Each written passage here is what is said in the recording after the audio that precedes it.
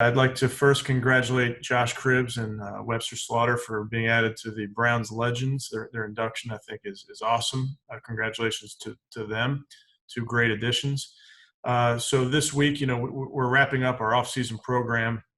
What we did this week was this is week 10 for us, and we had a big team meeting on Monday, really had the administrative meeting, if you will, and knocked out a lot of housekeeping issues, kind of setting the guys on their way into this break before training camp with a lot of information. So we did that on Monday, and then what we did also was we scheduled an exit meeting with all the players, all the veterans, that is, Monday and Tuesday. So gave the veterans off Wednesday and Thursday. Really, after their exit meeting, they were free to go. With the rookies, just kept meeting with them like a normal week, and then we're conducting exit meetings with the rookies today.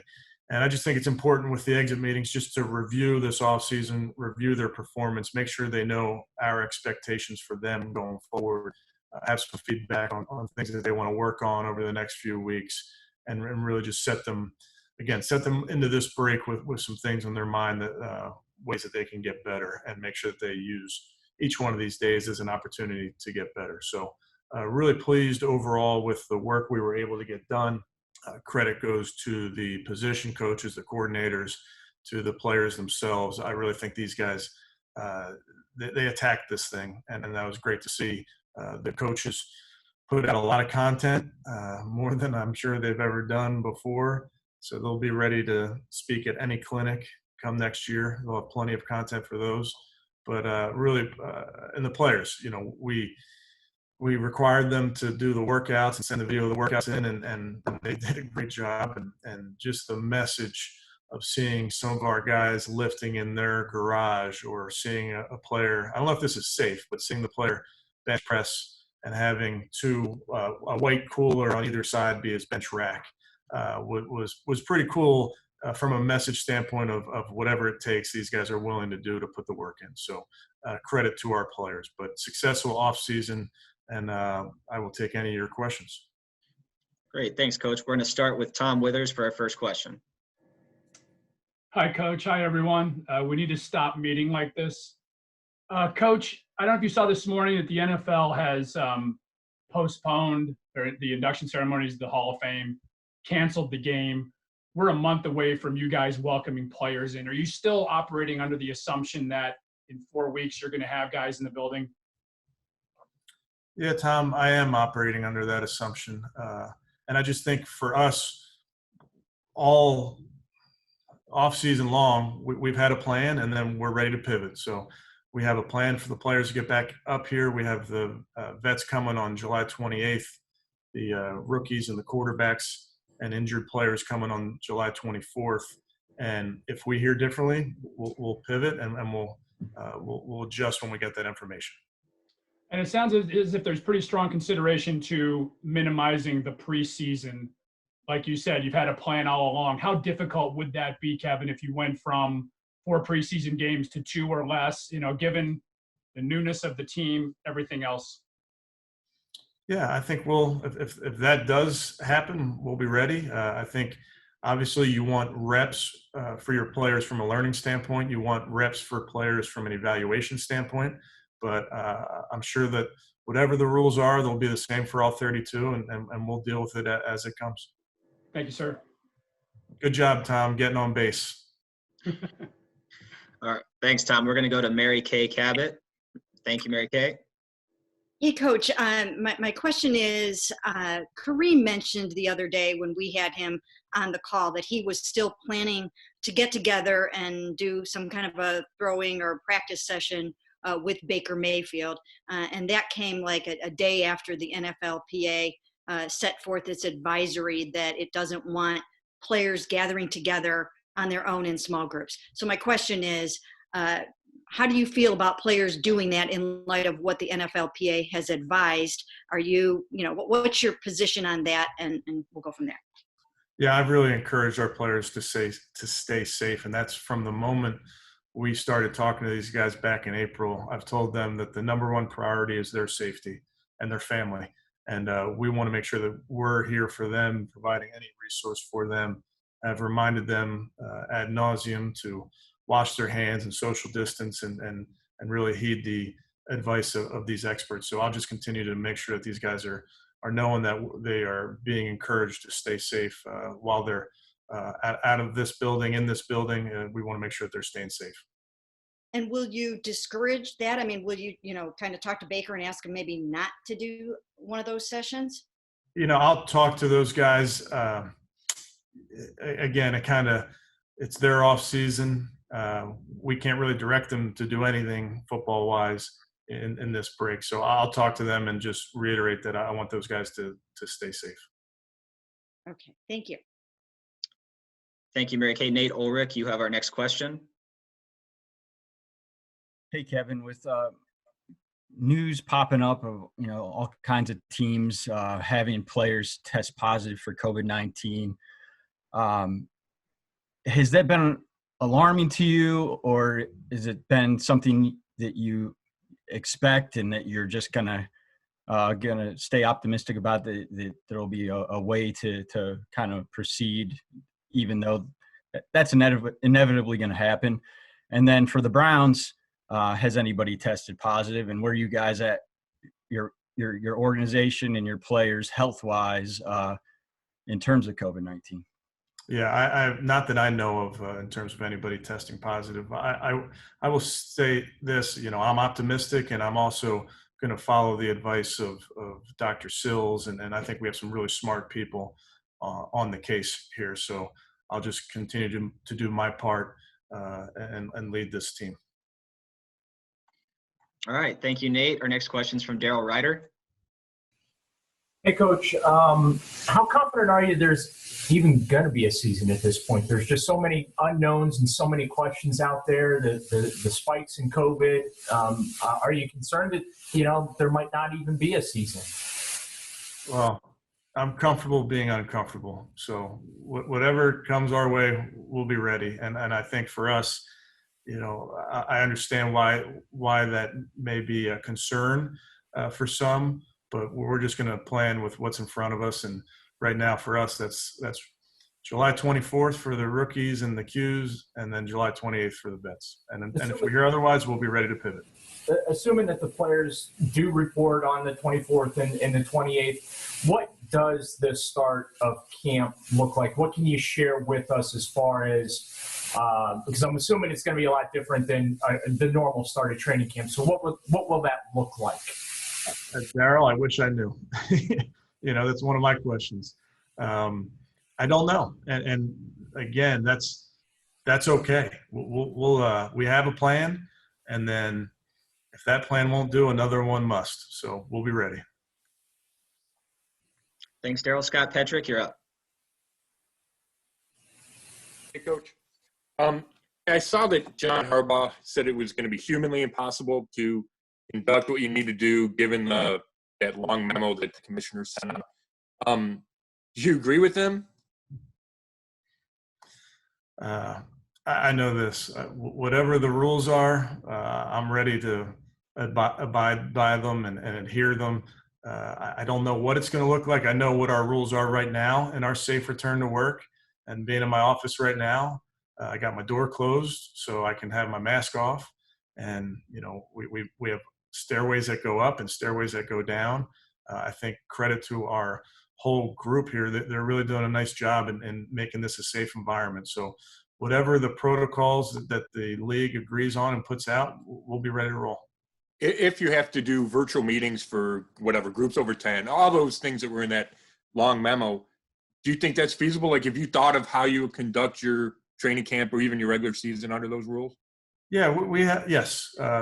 We have plans for meetings. You can't have a meeting over 20 people. So whether you are virtual with everybody, and that's a possibility, whether you broadcast into each position meeting room for a team meeting or an offensive install, that's certainly possible. So we're kind of working through all that so that we have some options once the players return.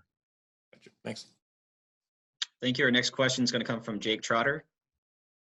Yeah. Hey, Kevin, before I ask my question, just one clarification follow-up. You said not you didn't know of any players that had tested positive. Does that apply to staff, front office, just people in the building as well? Yes. Okay. And then my question is, is there, I know it's difficult with a virtual off season, maybe to answer this, but what did you learn about your team? What do you know about your team now that you maybe didn't know in February, even going through a virtual, OTA off season minicamp?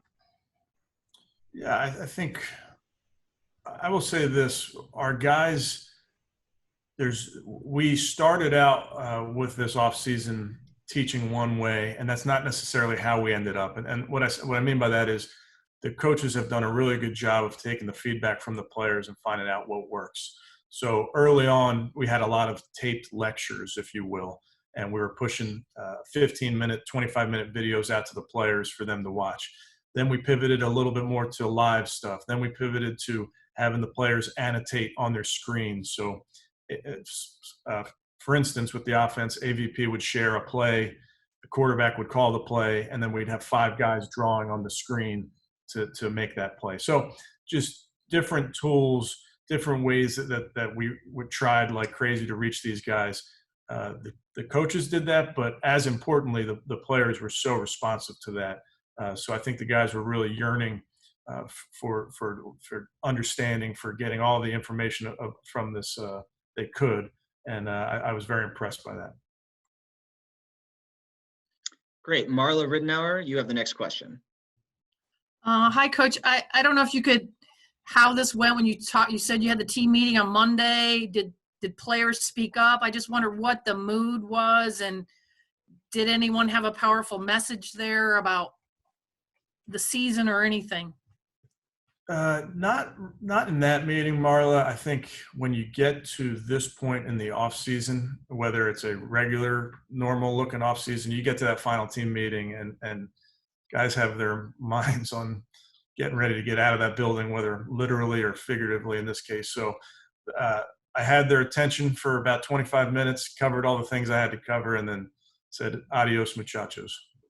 And will you try to get away, or, I mean, not get away, but, get away from the building or spend some time with your family in this next month?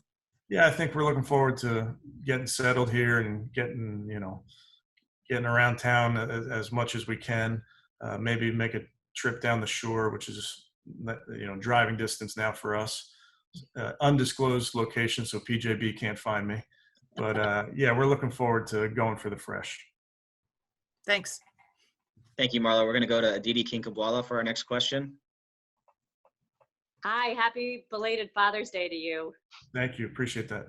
How much time have you put in just now on sort of looking at what an ideal division of carries would be?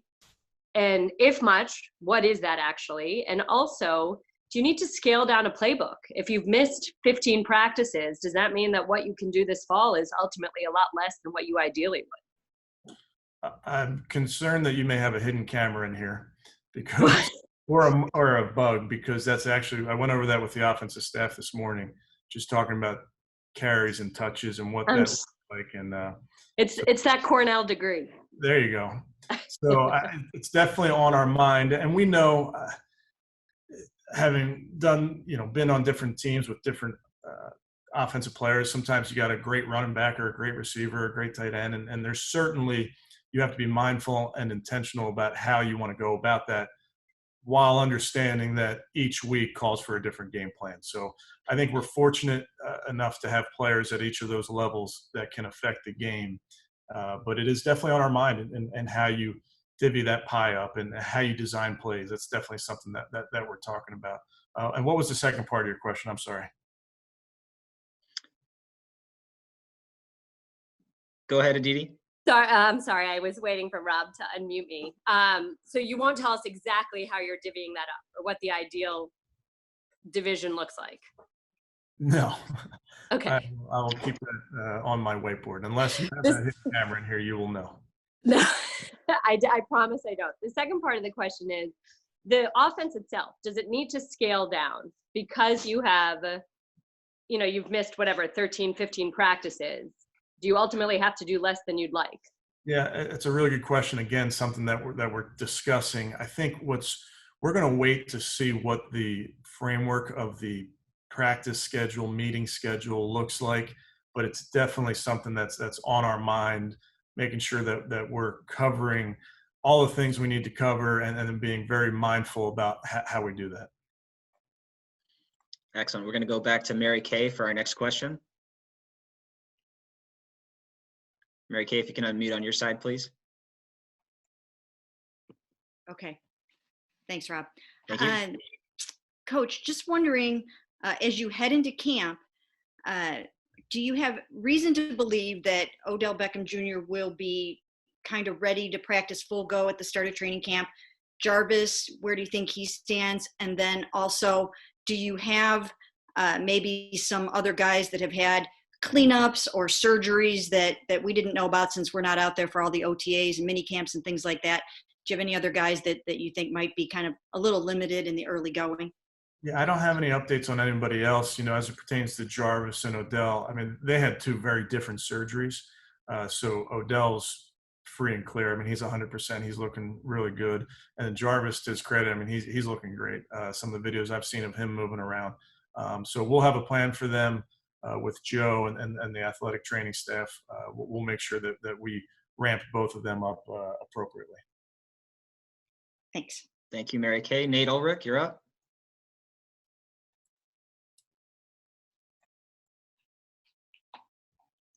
Go ahead, Nate. So I know you've been asked about this like 5 or 6 times now at least, but just to kind of get one more thought, given the unusual circumstances, under the assumption we probably won't talk to you in a while, does that shorten the possibility of the shortened preseason? Is that something you're talking about, Alex Van Pelt, about play calling? Because, you guys kind of wanted to use that as a trial run. Is that changing anything in the way you guys are viewing that? I think really that remains to be seen. I'd like to get everybody back in the building and get out there at practice and get together before we make that decision. That decision will be made before September 13th. I promise you that. Thank you, Nate. We're going to go to Scott Petrick next. Hey, Coach, what do you remember about that 2011 offseason where there wasn't one because of the lockout? And how much can you gain from that experience given this unusual one? Yeah, I remember a lot from that year. And this is so different because we've had meetings, and we've had lots of meetings. We had 10 weeks worth of meetings. At that moment, you had no contact, zero contact with your players. So I feel like this is very different from that regard. I'm confident that the work we did in that 10-week program covered a lot of ground schematically and the X's and O's. And I know the guys have been really working hard, in their workouts. So I understand, and we've talked a lot about that year and some of the things we learned and how we have to be smart when we do get going from a physical standpoint. But I think it's so different in how far along we are, having been able to have meetings with our players. Thank you. Next up is Jake Trotter. Kevin, is there anything different you've learned about Baker that maybe defied what your perception was about him going into taking this job? No, I don't think so. I think I've been very impressed, like I've said before, with the work he's put in. He's all ears. He's taking everything. He's taking it all in. I think Alex Van Pelt and the coaching staff are really giving him a lot, and I don't see any limitations with Baker. So he's done a really nice job. And I talked to him actually this morning, and he's raring to go. And hopefully we'll get him back in here and with his teammates and part of that. And part of this with leadership positions like Baker and our players, it's harder, obviously, on Zoom and in a virtual program to build these relationships. So that's certainly something when we get back in the building. It's going to be about, understanding your teammates, getting to know your new teammates, and starting to build this team. Thank you. So we're getting close on our time. We have 5 hands up. We'll take Daryl, Nate, Tom, Aditi, and Mary Kay, and then we'll be done there. Daryl, you're up. Hey, Coach, with players working out on their own this offseason, soft tissue injuries typically are always a concern, especially in training camp. But I would imagine even more so this year because you haven't had your hands and eyes on these guys. What do you plan to do, if anything that you can do, maybe to try and minimize that risk as you guys do get going in late July? Yeah, it's definitely something that we're talking about, definitely something that we want to be smart about. We have the information. We can use sports science to our advantage. In this case, we can use the medical staff. Uh, Injuries are part of the game. Everyone gets that. But as much as we can use the information to our advantage to make sure that we're putting our players in a position to practice safely, is definitely something that we're thinking about right now. Thank you, Daryl. Nate, you're up. Kevin, with you guys as an organization launching the social justice initiative, I was wondering just what you thought of Andrew Berry kind of spearheading that with the email, and then the Browns being able to kind of parlay that into fan involvement. Yeah, I thought it was outstanding. I think that's what leadership looks like. Our organization, our ownership group has always taken diversity and social justice to heart. There's so many initiatives that they're involved with over the years. And I just think what Andrew's doing, what this organization is doing, is leading from out in front. And I think it's awesome. Great. We're going to go to Tom Withers. Nate kind of stole my thunder, but along those lines, Kevin, have there been further discussions amongst the players as to what you want to do? I know that's something you said, that once you're together, you'll have a clearer picture of those kinds of things. But just curious, has there been more discussion along those lines? Yeah, I told the players when we do get back, we'll have our social justice committee and we'll sit down and continue to be about action and things that we can do in the community. So those are ongoing, but definitely something that when we get back together, it'll be easier for us to make sure that there's action items that we can put into place once we get back together. Excellent. We'll go to Aditi, and then Mary Kay will have our last question. Aditi, go ahead. Are you willing to share it all? What have you talked about with your sons since that protest that you attended with your mother and with your kids? And what are their questions? How do you kind of address this? Yeah, I hope the conversations I'm having with my kids are similar to all the conversations going on in our country, regardless of where you live or where you're from or how you were raised or any of that. I think dialogue is so important. I think our words matter.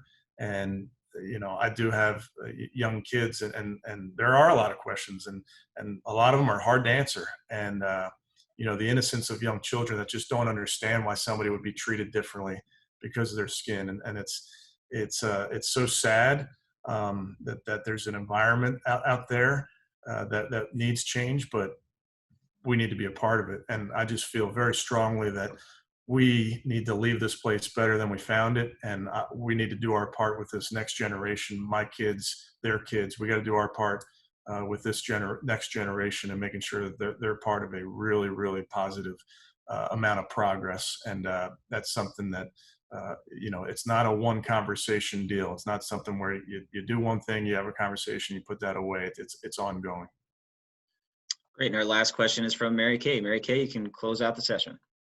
Coach, just wondering, what evidence do you have, or what sort of vibe do you have that these guys got it during this offseason, that they picked up your schemes, that they kind of put it together, and that they're ready to take it out onto the field where your offense can, have the timing that it needs and that it looks like it's supposed to look? I would say we've done a lot of testing. So there's certain apps that you can use, and the coaches have done various ways of putting the guys on the board, if you will, virtually. So that's how you can gauge the amount that they're learning. Now, as we all know, there's the one major part of learning is doing. So while it's true, we've installed a lot of offense and defense and then reinstalled it again and have done a nice job in the classroom, there is definitely an aspect of doing that hasn't occurred yet. But I do believe that we'll have time to do that. And we're at no disadvantage. based on the other 32 clubs are in the same equal footing as us. So whatever the rules are, and that's where we're looking forward to getting the players back, where we can continue to teach, continue to build this foundation, and then get on the field, like you mentioned, and have an aspect of doing, because that does really let you sink concepts into your brain once you've physically done them. Thanks, Coach. Great. Thank you, Coach. Appreciate the time today. Thanks, guys. Appreciate it.